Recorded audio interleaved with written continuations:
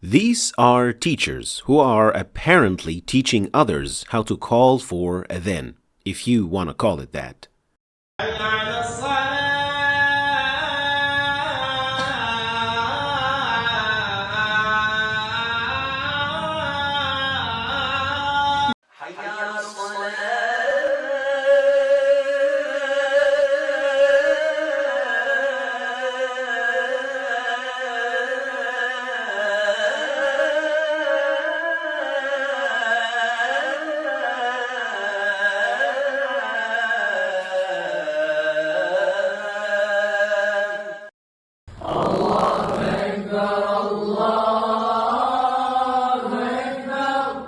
My first question here is, do you really think that the Prophet, peace be upon him, would have been happy to see this if it happened in front of him?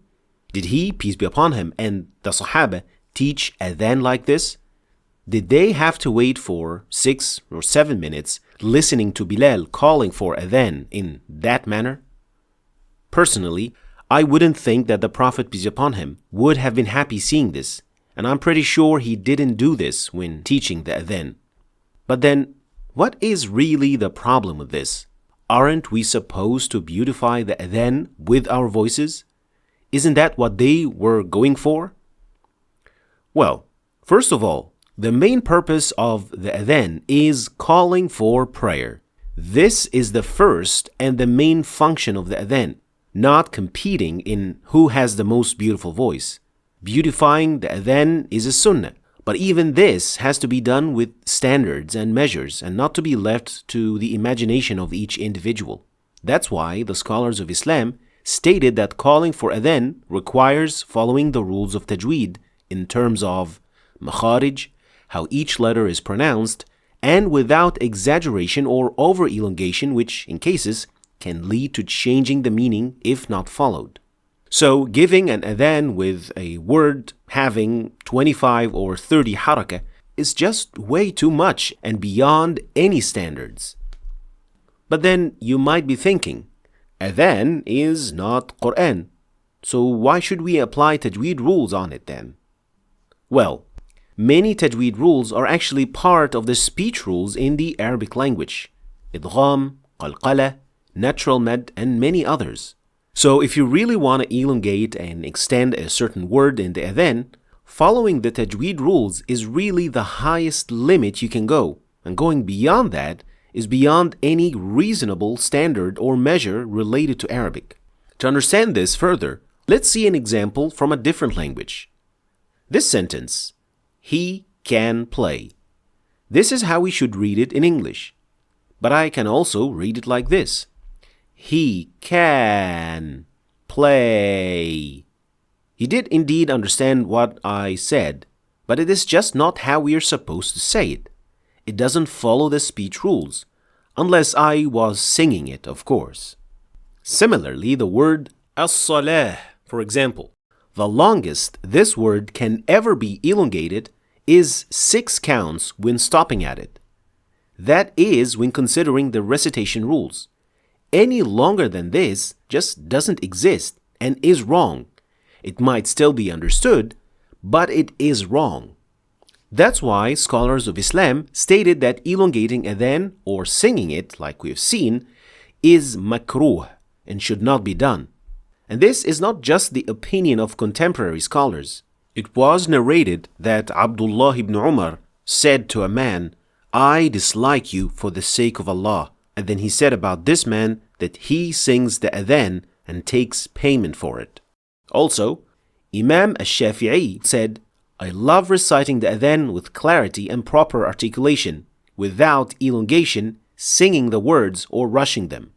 So, while it cannot be said that it is prohibited, as long as it doesn't change the meaning, of course, there are certainly more reasons to avoid it than to actually do it. For one, it could lead to a sin. Let's watch this again and tell me, what do you notice? Allahu Akbar, Allahu Akbar, Allahu Akbar, Allahu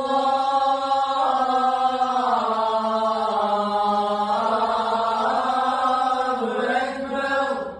Aynen hemen orta üzerinde birden ufalarda. 3, 4.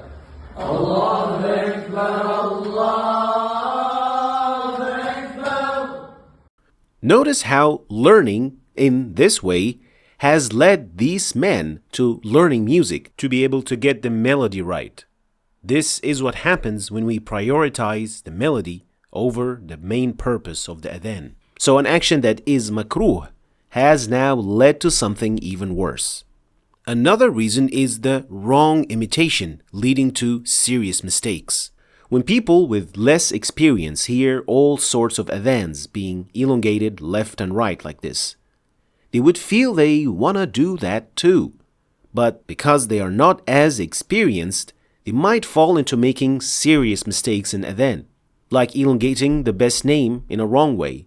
Allahu Akbar, turning adhan into a question, or elongating the word Akbar as Akbar.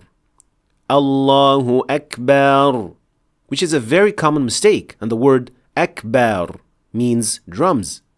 And many mistakes that originate from wanting to elongate or beautify the adhan in a wrong way.